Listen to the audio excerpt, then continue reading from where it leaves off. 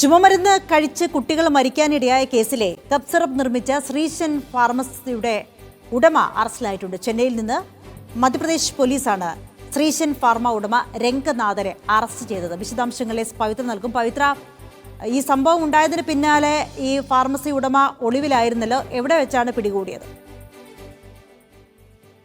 അതെ അഞ്ജിത, ഇയാൾ കുറച്ച് നാളുകളായി ഒളിവിലായിരുന്നു. ഇന്ന് പുലർച്ചെ ചെന്നൈയിൽ വെച്ചാണ് അറസ്റ്റ് ഉണ്ടായത്.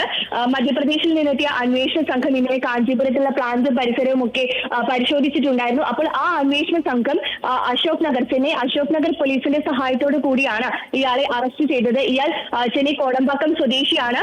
ചെന്നൈയിൽ വെച്ചാണ് ഈ ഒരു അറസ്റ്റ് ഉണ്ടായിട്ടുള്ളത്.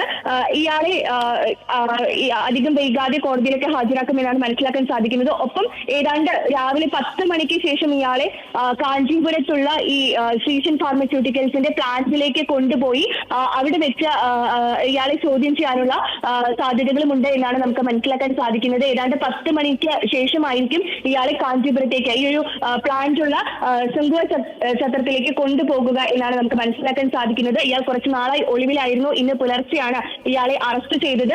ഈ ഒരു പ്ലാന്റ് ഒക്കെ കഴിഞ്ഞ ദിവസം പരിശോധിച്ചതിന്റെ റിപ്പോർട്ടുകളെല്ലാം പുറത്തു വന്നിട്ടുണ്ടായിരുന്നു. തമിഴ്നാട് സർക്കാർ സമർപ്പിച്ച റിപ്പോർട്ടിൽ ഏതാണ്ട് 350ഓളം പിഴവുകളാണ് കണ്ടെത്തിയിട്ടുണ്ടായിരുന്നത്. നമ്മൾ അവിടെ പോയപ്പോഴും കണ്ടതാണ്. അത്രമാത്രം ഒരു മരുന്ന് കമ്പനി പ്രവർത്തിക്കുന്ന സ്ഥലമാണ് എന്ന് പോലും തോന്നിപ്പോവും. അത്രമാത്രം മോശപ്പെട്ട ഒരു സാഹചര്യത്തിലായിരുന്നു ഇത് പ്രവർത്തിക്കുന്നുണ്ടായിരുന്നത്. അതെ പവിത്ര, ഒരു തട്ടിക്കൂട്ട് സെറ്റപ്പ് ആയിരുന്നു ഈ ശ്രീശൻ ഫാർമസ്യൂട്ടിക്കൽ എന്ന് പറയുന്നത്.